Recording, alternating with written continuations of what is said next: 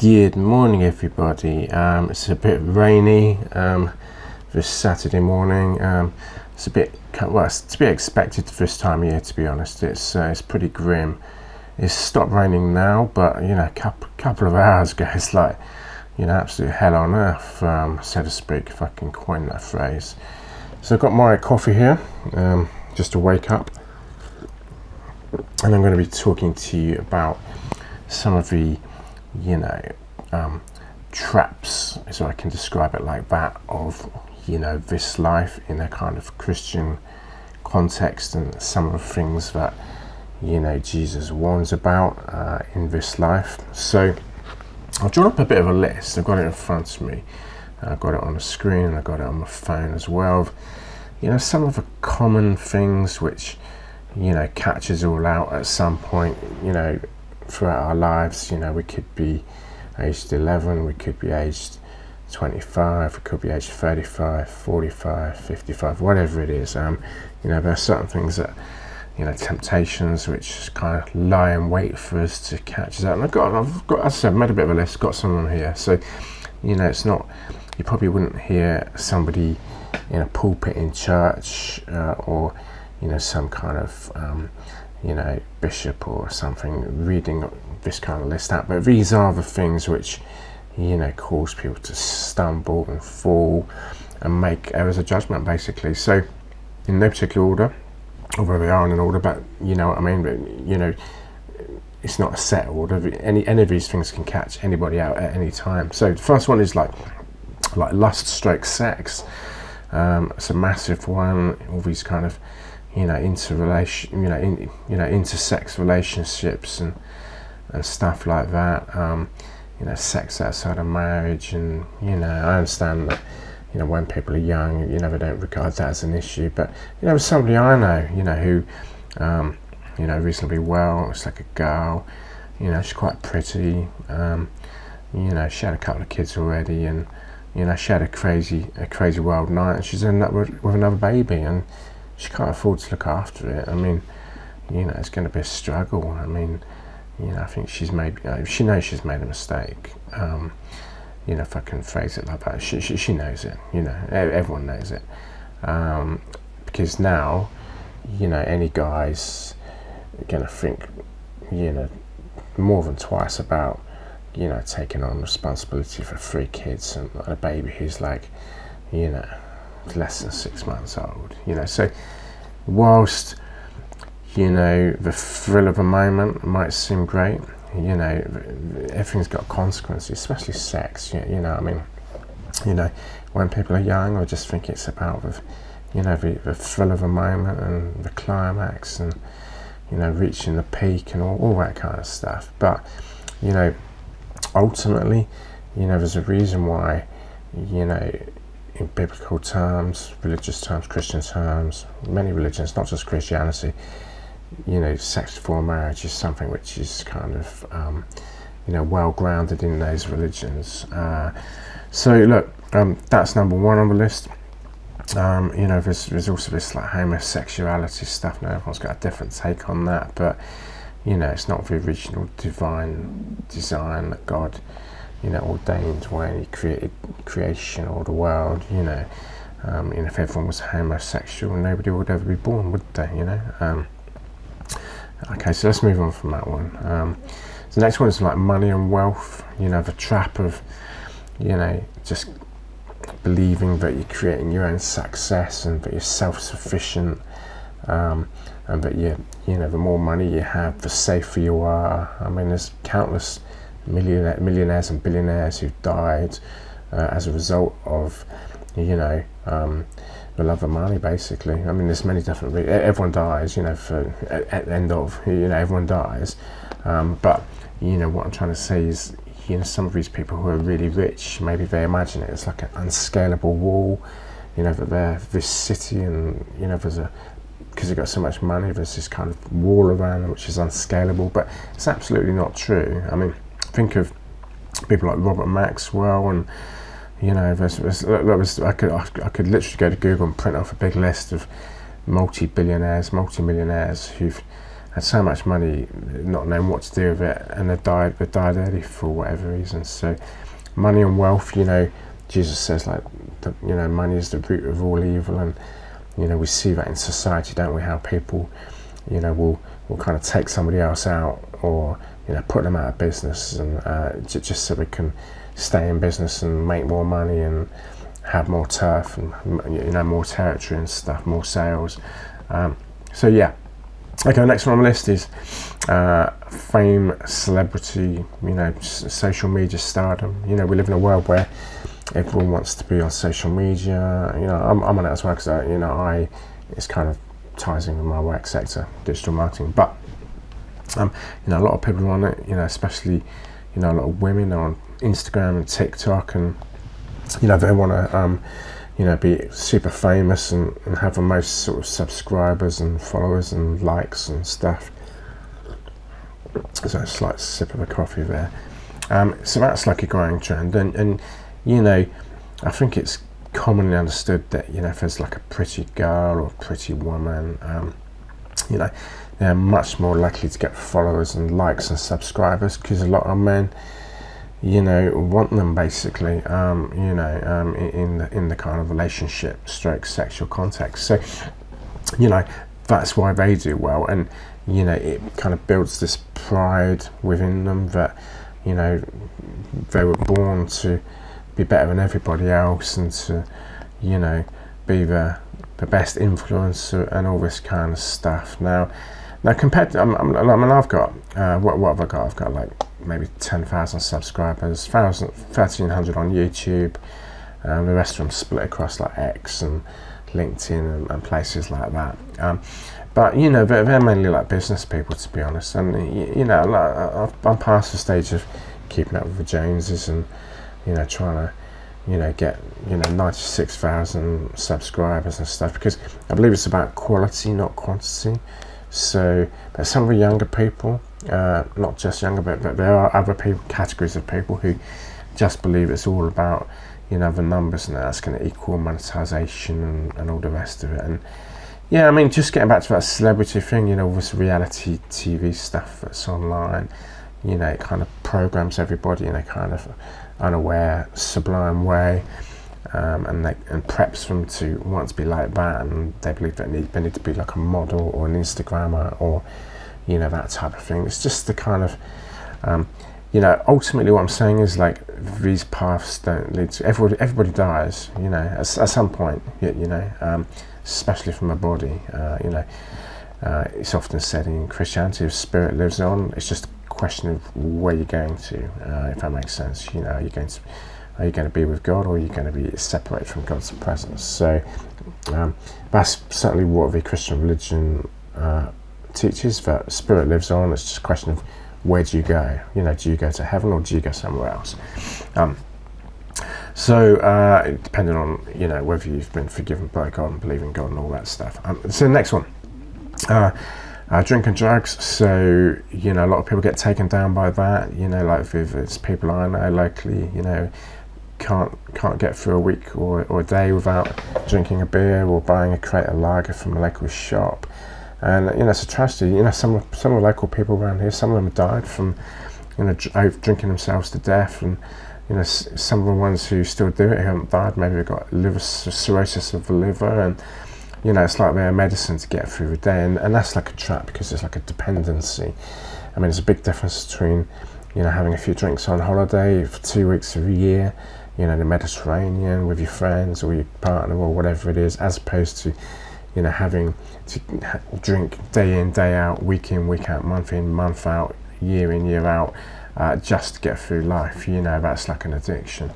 So that's a big problem. And drugs, you know, is a big, especially with the internet, there's this big supply of, you know, ketamine and cannabis and coke and hash and all the rest of it. And it's kind of affecting society, especially like the younger kids who get drawn into it at a younger age because they think they can make money out of it. So the next one, slightly less illegal but still harmful. So food addiction.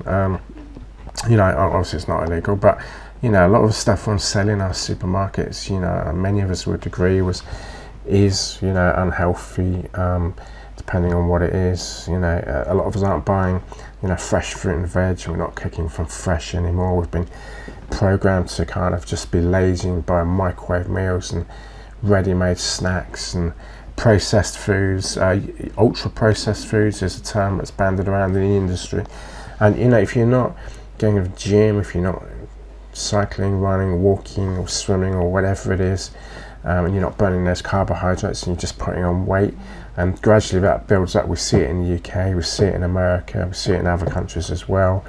And you know, eventually it turns into like a chronic health problem or some cancers and stuff. So you know, that's another thing. You know, I mean, there's some biblical scriptures around gluttony as well. So you know, whilst there's people starving in the world, you know, unable to even get their hands on, you know, a scrap of or a few crumbs of bread, you know, here we are in the Western countries, you know, stuffing ourselves with ultra processed foods, and enough is never enough. And you know, that is although it's not categorically listed as a sin, it can lead to your downfall. You know, it can be another snare which can, you know, take you down, not immediately but certainly over a sustained period of time. It's a trap, you know.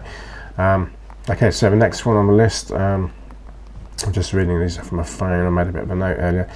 So okay, the next one, so careers and titles. Okay, we live in a world where people feel they need to justify themselves, you know, they need to prove themselves to family and friends and to the people who don't like them. So the way they do that, and you see it again, you see it a lot, much all ages, but specifically with the, you know, slightly younger crowd, and again, the people who don't have like a Christian belief. They have this core belief within them that, you know, the more power and control and influence they can have, the better life they're going to have, the more secure they're going to be. And what's happening is, you know, when they're doing these kind of 55, 65-hour weeks, you know, and attain, you know, trying to get these titles and or maintain these titles, they're actually losing time. So the years, weeks, months, years, you know, ticking by, and actually losing time. So that can be a trap, especially if you work for a brand which you absolutely adore and you're passionate about. You know, it's like a kind of form of idolatry. You know, you're living and working for a brand which doesn't live, doesn't breathe, doesn't live forever, as opposed to living for God, you know. So that's something to be aware of. You know, a lot of people fall into that trap, all ages, both sexes. Just be aware of it. Everything's about self-awareness. You know, you need to be aware about, you know, what the pitfalls and the traps are and what you can do to mitigate the risk and navigate around them, if that makes sense. Okay, so next one, houses and cars. You know, like, again, this is like, you know, it's not a sin, but it's something which can take people down. You know, we've been programmed to believe that, you know, if you can qualify for a massive great loan early on in life called a mortgage and get a house, then you're successful. But, you know, if you're having to do a job you don't want to do to pay off the mortgage for the next 25 years, you know, do you see what I mean? As opposed to, you know, maybe doing something different with your life. I appreciate everyone's got to live somewhere, either rent or, you know, buy. I'm not disputing the fact that, you know, it's a necessity to have a house to live. I don't deny that. I'm not saying it's wrong. What I'm saying is, you know, don't settle your heart, mind, soul on having a certain size house or a certain type of performance car, because if you're just paying for it and doing a job you don't want to do, you often find, you know, a house won't make you money. It might be in the wrong location, or the car won't make you money. Car won't make you money, and so just be aware of these things, you know, because they're very expensive and they might not give you the return on investment that you'd hoped. You know, that's all I want to say on that. Next one, so husbands and relationships, or husbands, wives, relationships. You know, again, you know, we live in a society where everybody is, you know, not everybody, but a vast majority of people are out. We're looking for a next relationship. I see this when I'm out and about. You know, certain girls, you know, sizing me up. You know, is he single? Is he married? You know, has he got a car? Has he got a job? Oh, he's not bad looking. You know, that type of thing. And you know, we're trying to kind of categorize you as, you know, how useful you might be to them. Could you afford to pay for the children? Could you afford this kind of thing? And You know, likewise, people in reverse situations, so you could be a guy, you could be a girl, you know, they're constantly on the lookout for, you know, the next relationship. Now, you know, okay, you know, I get that that is a part of life, but, you know, if you're just living for the relationship, trying to get all your happiness out of a relationship, see, people inherently are mortal, so, you know, if you're building your entire life around a person who, because everybody dies, right, at some point, you know, do you see where I'm coming from with this? You know, as opposed to putting your trust in God and believing in God and trusting in God, if you're building everything around, you know, a relationship, especially if it's built around, specifically around sex and lust, you know, and that's and flirting and stuff like that, then that's not going to last you. So it's not going to bring you the like the wholeness, the goodness, and it's not going to yield the results that God wants to see in your life, you know. So those are the things on my little mini list. Look, I have got some scriptures here. We're kind of babbling on a bit. We're maybe running out of time a little bit. What I'm going to do, I might read out 2 or 3 of them, and I'll put the rest in the description, and you can look at them in your own time, okay? So I'll just read out just a couple, because I'm not going to read out, like, you know, 15 or whatever. So, okay, so Matthew 16:24-26. If anyone would come after me, let him deny himself and take up his cross and follow me. For what will it profit a man if he gains the whole world and forfeits his soul? So that's quite poignant, isn't it? Okay, so next one, Matthew 6:19-21. Do not lay up for yourselves treasures on earth, but lay up treasures in heaven. For where your treasure is, there your heart will also be. And a warning from that is that earthly riches are temporary, heavenly treasure is permanent. Okay, maybe 2 more. Okay, so John 15:18-19. If you were of the world would love you as its own, but I chose you out of the world. Yeah, so, you know, there's one about temptation and sin here. So Matthew 5:27-30. Have I got that right? Right. Sorry, I misquoted the wrong thing there. So Matthew 18:7. Woe to the world for temptations to sin. Woe to the one by whom the temptation comes. Yeah, so temptation is dangerous, causing sin is even worse. And, you know, I'm going to put these biblical scriptures in the description for you. You can like look at them in your own time. But I hope it kind of giving you a bit of modern day context around some of the many things which can cause us to fall. You see, a lot of people who, again, I don't want to paint everyone with the same brush, but a lot of people who profess to be sort of Christian, you know, they go through the motions, you know, they go to church, you know, once a week, or maybe help out with different events, you know, Christian events or whatever, you know.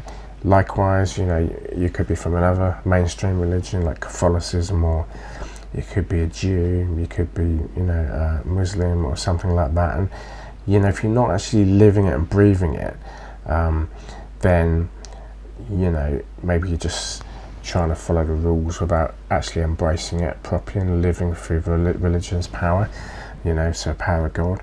I mean, one of the scriptures in the Bible, the reason I mentioned Muslim and blasphemy, one of the scriptures in the Bible, it says, you know, every Gentile, every Jew, you know, will come from east, will come from north, east, southwest, with regard to salvation and eternal life. So it's clear that people are going to come from all corners of the world, you know, different backgrounds and stuff. And that's why it's important to be humble. I mean, I'll just close this just to say that, you know, one of the most important qualities not the most important quality, but one of the most important qualities you can have is humility.